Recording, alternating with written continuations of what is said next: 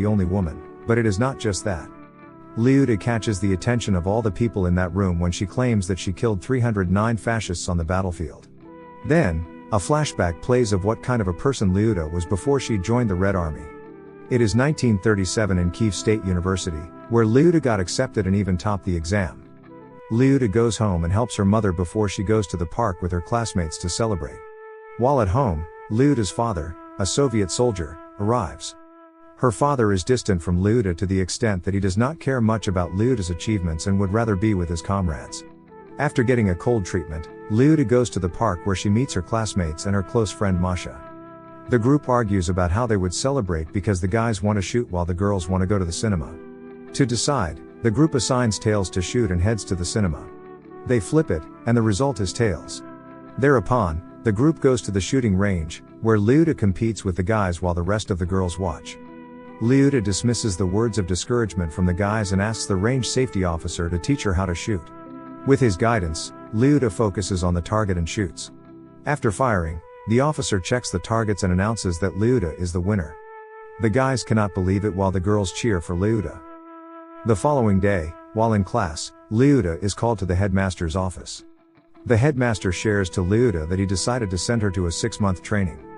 It turns out that the shooting instructor reported that Lyuda has excellent shooting skills and is a natural sniper. Lyuda delivers the news to her parents, and her mother helps her pack everything she needs for the training. As their relationship is not good, Lyuda leaves their house without saying goodbye to her father. The scene then changes to a conference in 1942, where American journalists give Lyuda the alias Lady Death. The journalists throw Lyuda several questions, all wanting to know more of her. A flashback then plays in 1941, where Lyuda and Masha meet two air pilots, Grisha and Nikolai. The guys are playing beach volleyball when they accidentally hit Masha. The guys apologize for their mistake and invite the girls to join them in their victory celebration.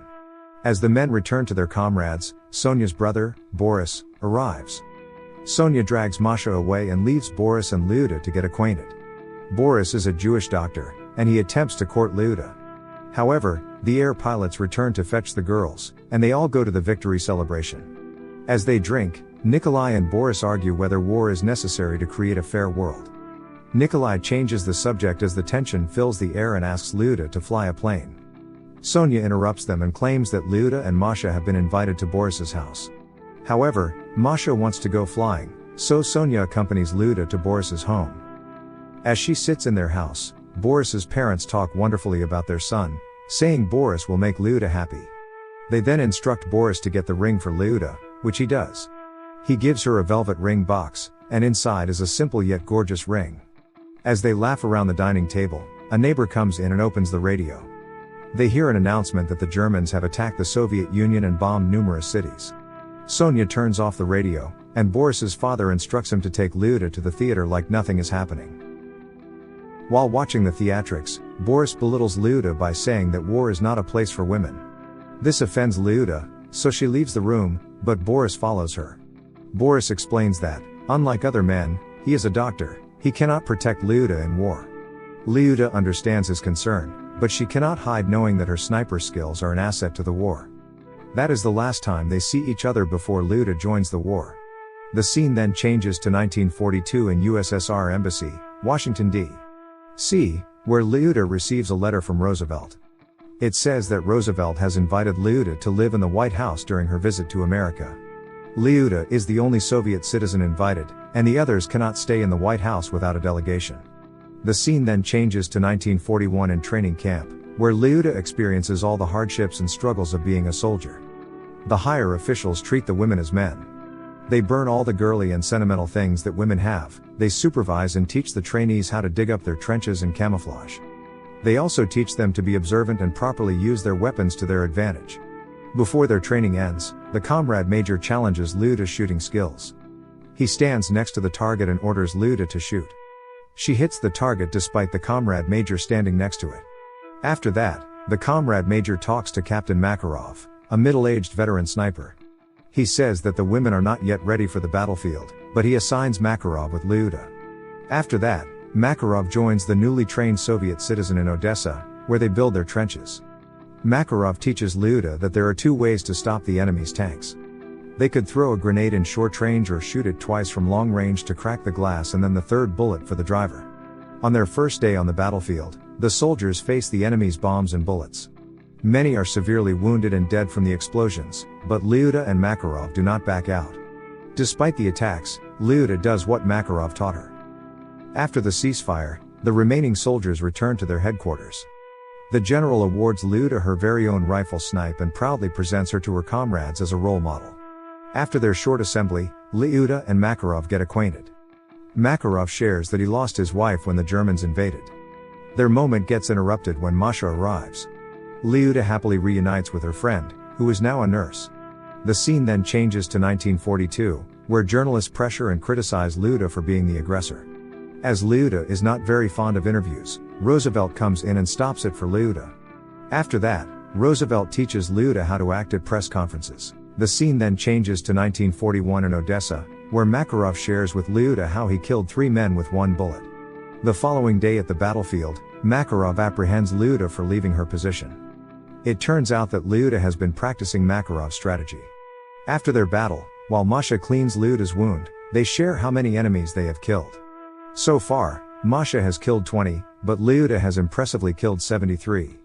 Masha's amazement is interrupted when Grish and Nikolai enter their tent. The four celebrate their reunion by drinking, however, it will be ruined soon. When Grisha and Masha leave the tent, Nikolai sexually harasses Lyuda. Lyuda defends herself, and Makarov even attempts to help her, but she clearly can take care of herself. Lyuda follows Makarov outside, and tongue kisses him, but he does not return her affection because he is too afraid to be in a relationship while they are at war. The following day, while at the battlefield, a bomb drops on their trenches, leaving Makarov wounded, and Lyuda injured and unconscious.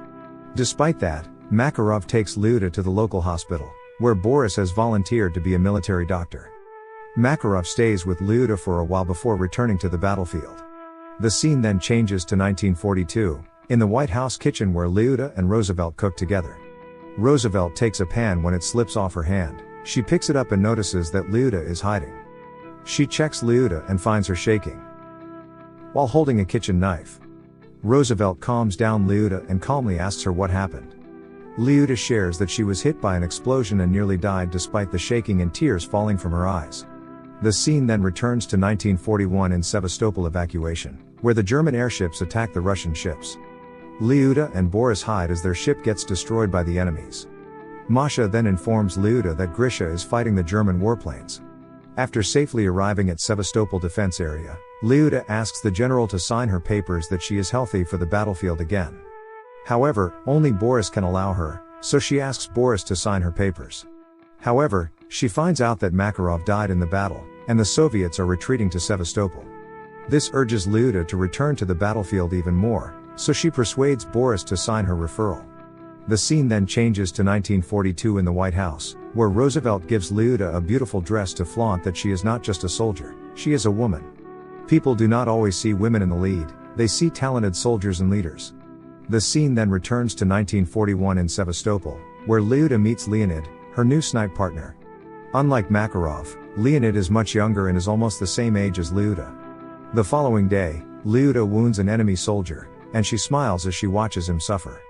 However, Leonid does not like it, so he shoots the enemy in the head and tells Lyuda that they are not fascists who live a life of revenge. Despite the rough start of their relationship, Lyuda and Leonid start to develop romantic feelings towards each other. They spend their time together by killing enemy soldiers for months. The two celebrate their love by a passionate hormone exchange by the fire pit. The scene then changes to 1942 in Chicago, Illinois, where a singer-composer dedicates a song to Lyuda. It is about her excellent shooting skills, and Lyuda is touched as no one has ever dedicated a song for her. The scene then returns to 1941 in Sevastopol, where Lyuda and Leonid fight enemies side by side. With every chance, they get the two tongue kisses and make love. Masha invites the two to their wedding, but Masha delivers the bad news when they attend.